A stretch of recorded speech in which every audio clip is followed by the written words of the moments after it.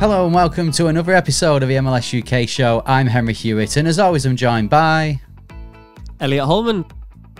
It's a Decision Day special. Hopefully Decision Day will be a lot better than my decision to forget to do my hair before my son went to sleep. So that's why I'm wearing a hat if you're watching on YouTube.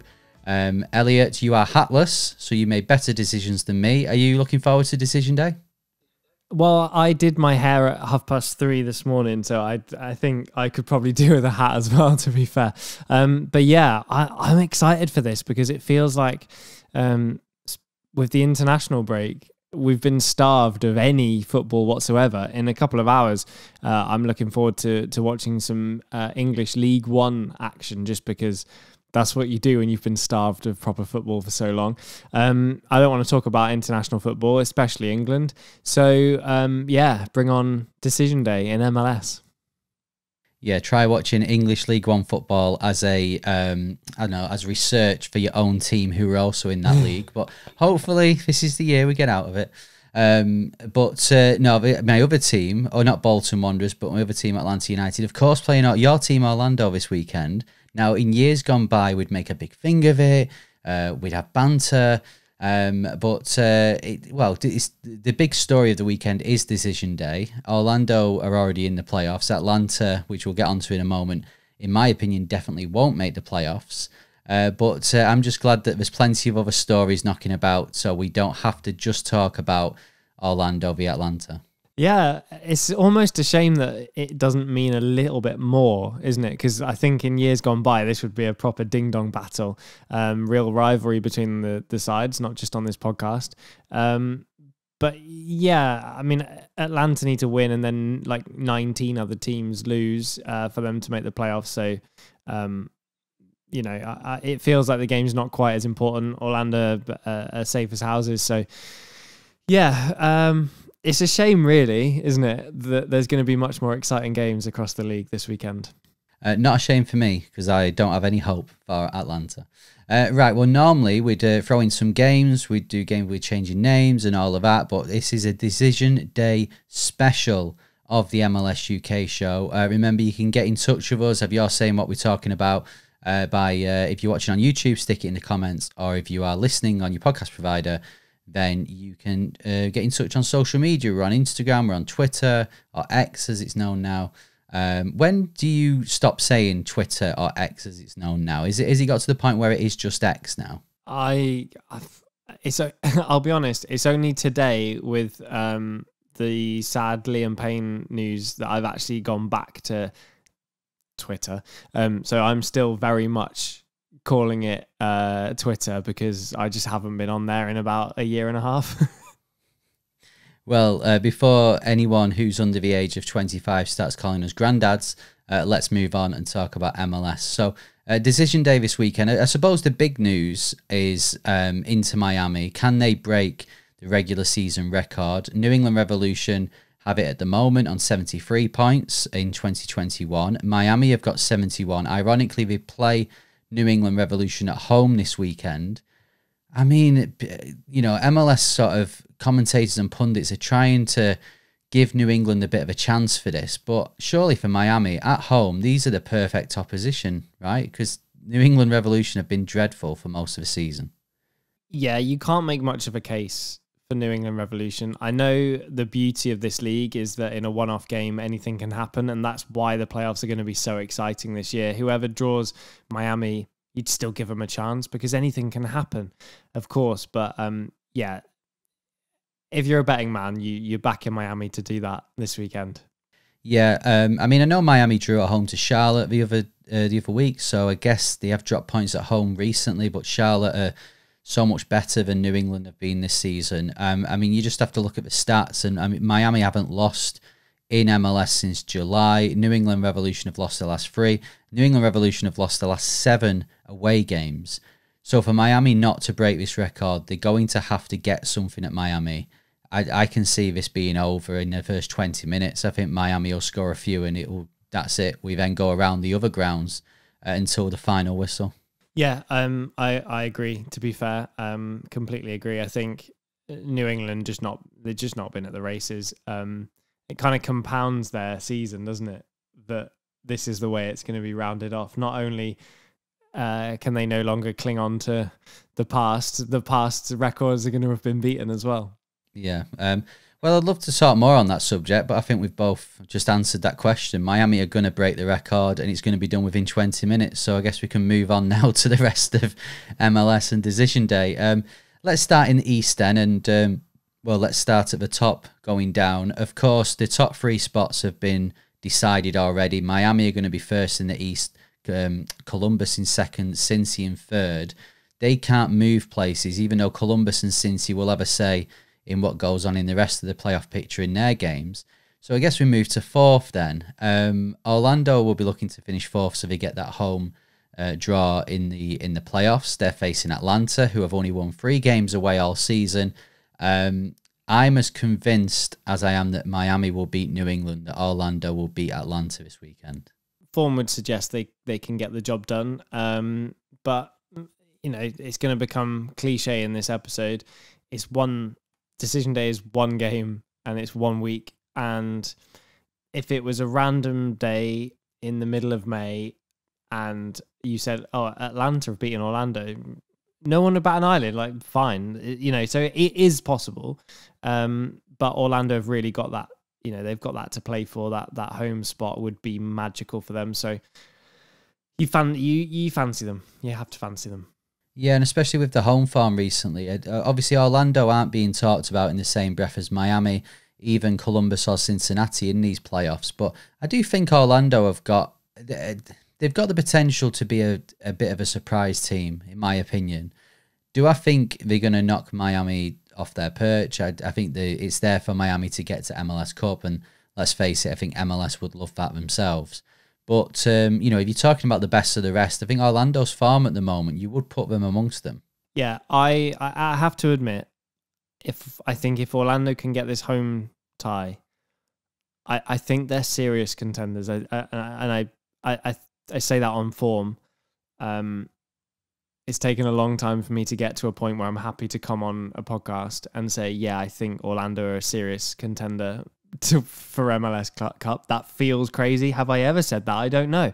But I mean, who can argue it? I can't even argue with myself. It feels crazy, but they're in an unbelievable vein of form. And yeah, it does not take much to get a little bit of a run going in the playoffs and give yourself a massive chance at MLS Cup. So Orlando are the team for me in the East outside of Miami. I can't disagree with that, to be honest. From an Atlanta point of view, they need nothing short of a miracle, in my opinion. They need to win and hope that Philadelphia, Montreal and DC all drop points. Philadelphia can draw, but if DC or Montreal draw, then that's it for Atlanta. So yeah, I think even with an Atlanta win, I don't think they're gonna get in personally. But that's me clutching at straws, very little straws that I have with Atlanta this season. The fact they've won 1 in the last 7 tells me that they wrote off this season a long time ago. But Dax McCarthy is his last game, so let's just concentrate on that. It would be nice for him to have his last game in Orlando. Yeah, you worry about that. We'll worry about the playoffs.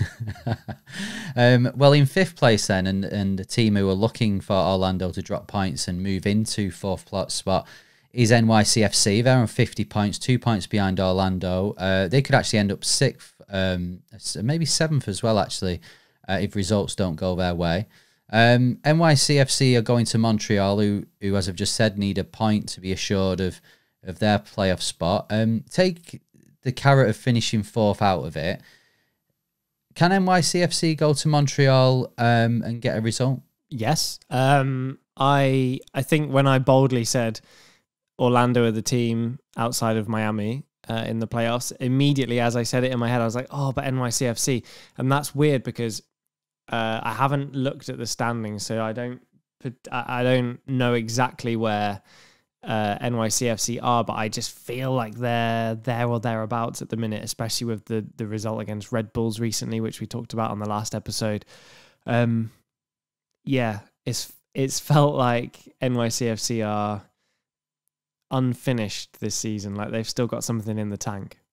Yeah, I was worried at the start of the year for NYCFC, and I think I know you shouldn't really isolate one-off matches, even though you are doing this for Decision Day, but I think NYCFC's result at Red Bull says a lot, and it just shows on a one-off occasion they can go and get a result. Montreal are playing very well at the moment. I think they lost to Charlotte a few weeks ago, but other than that, they've been unbeaten in the last 6 or 7 matches. So I personally would expect them to get at least the draw they need to get into, the playoffs or the wild card as they're calling it. But yeah, I think NYCFC are showing enough to be probably put in that bracket with Orlando of teams where, okay, are they going to be favourites to win the East side of the bracket? No, they're not. Miami are. Are they going to be amongst the sort of second or third favourites? No, they're not. But if NYCFC did go far and perhaps get to the conference final, you wouldn't be too surprised. Yeah, absolutely. Definitely one of the stronger teams for me. I think it's going to be luck of the draw, as it always is in the playoffs as well. But they've got every chance. So along with Montreal in the wild cards sort of spots at the moment in the East is DC. They're in 8th on 40 points. They, along with Montreal, need a point to secure their wild card spot. They play in Charlotte at home. Now, DC is scoring goals. Sorry, Benteke is scoring goals. So, again, I would expect them to get at least a draw. Although DC, I do worry slightly for them because DC seem the type of team who would let this slip and it become a disaster for them. Do you know what I'm saying with that? Yeah, absolutely. They are Benteke FC, aren't they? And I actually think it's been a while since even Miami are not Messi FC. I think it's been a while since the team have become so reliant on one player. So yeah, Benteke obviously needs to have a good game. If they get into the playoffs, he can really hurt you, but they are vulnerable across the rest of the field. So yeah, for me, those wild card slots, Montreal, DC, if they make that place, I don't think it really gives them much of a chance of going the whole way anyway. So if you are new to MLS and you're looking at the standings and wondering, how it all will be decided on Decision Day, what happens is they go off, whereas in the UK and in Europe, they go off goal difference. They go off how many wins you've got over the season in MLS, and that decides who gets the priority on the higher spot. If they have the same amount of wins, then it goes to goal difference. Now, looking at the East at the moment, you've got DC and Montreal have both got 10 wins across the season. Philadelphia have 9, so do Atlanta, but Philadelphia have 9. Check this out for goal difference. DC's on minus 15, Montreal minus 18, Philadelphia's on 8. So it's there for Philadelphia. DC and Montreal are both at home. They've both got tough games. If Philadelphia, who have also got a tough home game against Cincinnati, but Cincinnati have nothing to play for. Philadelphia win, they've got a great shout of stealing a wildcard spot. Yeah, that's a really good point. Unless Benteke scores 19 goals, which isn't actually out of the realms of possibility. That is true. Philly have had a difficult season, haven't they? We've been used to high standards from Philadelphia, even though they've never won a Supporters' Shield within that time or an MLS Cup. This has been a disappointing year for them, but if they can get over the line, if they can make it into the playoffs, it's just something to build on, isn't it, for next year? Yeah, exactly, and that's what it becomes about, isn't it? The future, it's all exciting. It's all about making the playoffs until you can't, and then it's about building for the future. And it's really cliche, but actually it's so important. And we've seen teams put managers in at this point of the season, or a couple of weeks ago, and then go on to have a really strong following season. So yeah, you're exactly right. That's what it becomes about. And even in those wild card spots, I mean, it's a tough ask to go all the way from one of those, but you've got to get morale up. You've got to show that this is a squad who knows how to compete. So if you're making those spots, there's no point just writing it off. You've got you've got to go for it, do your best, and take that into the following season.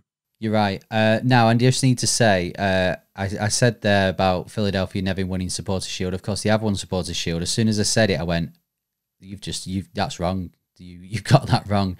We went out in the first round of the playoffs, though, so I did wipe that from my memory. But yeah, Philly will be looking to get into the playoffs. I'd put Philly at a much higher percentage chance than Atlanta of getting in there. But it does still rely on DC and Montreal, well, one of them at least losing, and Philadelphia beating Cincinnati, who even though they've not got anything to play for, Cincinnati will want to go into the playoffs on a high. So that won't be as easy as what we've said. Right, the rest of the East will be playing their final game of the season, and then that's it. Then they will return next year. So I guess on that note, we should move over to the West. Elliot Holman, Henry Hewitt. MLS UK show. Welcome back to the MLS UK show. Right, it's time to look at the West and the runners and riders going into decision day there. Now, unlike the East, we actually have a battle to win the West, although LA Galaxy find themselves 3 points ahead of LAFC. Now, LA Galaxy are going to Houston, which for LA Galaxy fans, playing Houston on the last game on decision day will send shivers down their spines. They've had a few occasions where that hasn't gone very well for them. And LAFC are at home to San Jose, who I've been hearing talks of them winning that 6 or 7-0. So that's where everyone's mindset is with that. So LAFC just need to win, and if they win and LA Galaxy lose, then they will get top spots. Do you see that happening, or has LA Galaxy shown enough this year to show you that they can go to Houston and get something? No, I think this is a really interesting finish. Like you say, LAFC could put 19 past San Jose. Bit of a rivalry game. It's those three California clubs. So LA Galaxy have got a really tough game in Houston, I think, and you said it'll send shivers down their spine because of the past. But this is a good Houston side as well. So Galaxy have got a tough game on their hands. LAFC haven't, and this is going to be blown wide open for me. This makes it really exciting. So LA Galaxy, just to run through the situation, as I said, they're 3 points clear. They've had one more win in the season. They've got a 2 better goal difference, but they have got 8 better goals in terms of goals scored within the season. So I suppose if LA Galaxy lose 1-0 and LAFC win 1-0, then it would go down to goals scored, which LA Galaxy would remain top. But I don't see LAFC just winning 1-0. I can see LA Galaxy losing 1-0. I don't see LAFC just winning 1-0, so I don't think that'll come into play. But yeah, I think people are dismissing LA Galaxy here. I know we joke about in the past that they have let us down on many occasions. But I don't know. I think they've shown enough this year, that they've shown enough mettle to go to Houston. And listen, Houston are a very good side. You know, they're 5th.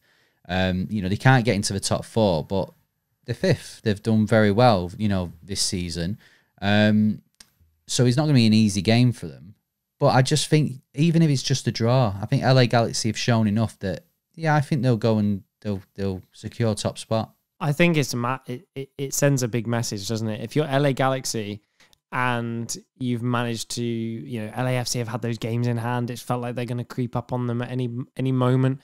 If you're LA Galaxy and you manage to hold your nerve and you convert this and you bring this home, I think it sends a bit of a message, because we've said year after year they've let us down, especially on decision day. And alternatively, if you've led the league and then it goes on the final day, that also sends a big message that you're weak. You've then got the playoffs to contend with. You've got to go through the playoffs knowing that you let that slip. So this is huge. For me, this is bigger than anything that's going on in the East. Yes, well, especially in Orlando, that's nothing to write home about, because that's a foregone conclusion. Go on then. What do you think is going to happen? Who's winning the West? Galaxy. Ooh. LAFC are obviously going to get a result, but I think Galaxy can as well. Although it wouldn't surprise me if LAFC did win and get into first, but I think Galaxy will get something. And I think that's what we're relying on, because I agree with you. LAFC are just going to... It it'll be between them and Miami on who scores the most goals and who wins by the most, to be honest. But yeah, so it's now down to whether Galaxy can get something at Houston.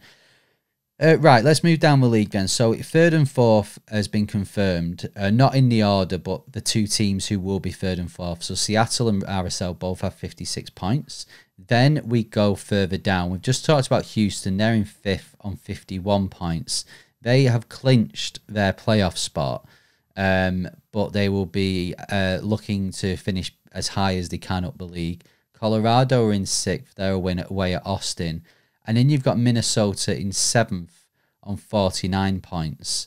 So the two teams who are in the wildcard spots at the moment, you've got Vancouver in eighth on 47 points, and then Portland on 46. So Portland, due to the fact that Minnesota have got two more wins than them, can't get into seventh spot. So Portland are locked in a wildcard spot. Whereas Vancouver, they'll be looking to finish in seventh as high as they can and avoid that wildcard game. I know I've just given you a lot of information there, but how do you see that going? Who do you think will be the wildcard game? I guess the question is. Yeah, so Portland are locked in. They've got a wild card. So it's between Minnesota and Vancouver. Is that right? Yeah. So Colorado have got two more wins than Vancouver. So Vancouver can end up on the same points as Colorado, but they won't go above them. So yeah, it is between Minnesota and Vancouver. Okay. Yeah. This probably feels like one of the tougher calls for me. I don't know about you, but I think we've spoken about how Vancouver have been impressive, and I think that's because historically, going back 5-6 years, Vancouver have been a little bit of a disappointment for us. And even when they've had some really good British players or players that we know from the UK, they haven't quite hit the mark. So this feels big. Minnesota kind of feels like they've been a bit more consistent in being there or thereabouts in the playoffs. So yeah, this is a tough one to call. I think you just wouldn't be surprised with either outcome. If you'd have seen it 6 months ago, you'd have gone, yeah, okay, that makes sense. So this is a really tough one to call. I think the irony is of all of this is that if, let's say, for example, let's just say LA Galaxy get a draw, they get top spot in the West. So as a result, they would play the winner of the wildcard game. I don't know. For me, let's say Portland win the wildcard game. Portland going to LA Galaxy, I don't know. I've got a good chance of winning there. Over the best of three series, they've got a good chance of surprising a lot more than the East, where, let's face it, if you're in the wildcard game, you're just delaying the inevitable because you'll play Miami and they'll end up winning. So, yeah, for me, obviously it is big because you play one less game. You play less game, but I don't know. It's not as much of a disappointment for me in the West if you are ending up in that wildcard game, because even if you finish seventh, you're playing potentially LAFC. Yeah, it's a really good point. And I think this is the thing. This is the beauty of the playoffs. Is we say, in one game anyone can beat anyone. In the wildcard spots, obviously, it's a little bit different with it being played across three. But you're right, Portland or Vancouver can give LA Galaxy a game. So all of a sudden, it kind of it becomes really, really exciting. And I think we've criticised this playoff format, but we're getting more games, so bring it on. It's that time of year where we go, okay, we've moaned about it for a bit, but actually we're going to watch some more soccer, so let's go. Yeah, last year surprised me because we were very much like, why are you changing it? It's great. And I think the playoff season before had been brilliant. It was all for Apple. We need, all we're doing is more matches. And then it actually happened. And we were like, oh, that was actually quite good. We enjoyed that. Portland will be happy that they have secured their spot because they're at Seattle.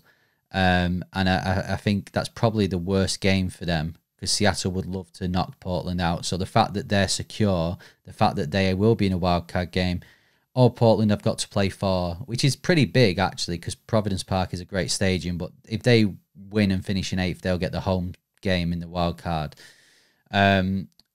But I guess, you know, when you look at Minnesota and you look at Vancouver, who for you will end up in 7th? Who will avoid that wild card game?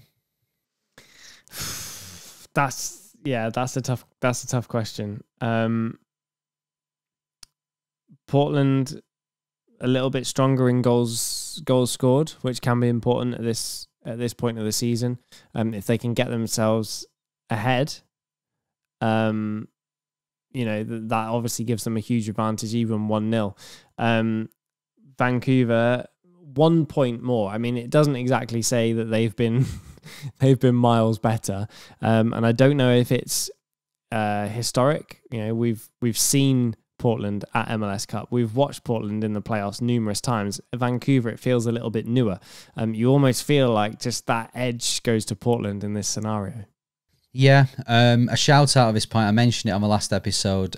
My friend John, who got married after our last episode, and Ryan Gold did get a mention. His brother was his best man, and Ryan Gold did get a mention in his speech, which I was the only person. I think it was. I do forget. I think it was along the lines of, there's one man who Amy could lose John for, and that is Ryan Gold.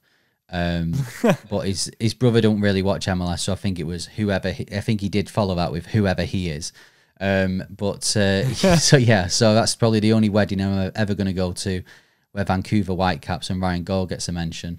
But I mean, when you look at Ryan Gold's Vancouver Whitecaps and you look at Minnesota as well, they've got quite good away records. They've won quite a few matches. In fact, they've both won more away than at home. So whereas Portland have only won 3 games, so it wouldn't be the end of the world, I don't think, for Vancouver, for example, if they finished in 9th spot. I think they can still go to Portland and get something. Same with whoever finishes 7th, because they're going to have to spend the whole playoffs away, apart from that one game in the best of 3. So yeah, I wouldn't write them both off. I think Minnesota being at home to St. Louis, I think they'll get the job done there. You know, the goal difference is quite close. Vancouver have won 1 less game than Minnesota. So if Minnesota do draw, they're not assured that 7th spot. And Vancouver have got to go to RSL, who will be looking to go into the playoffs on good form. So I'm probably going to go in Minnesota to finish 7th just purely because they're playing St. Louis at home. Yeboah's scoring goals.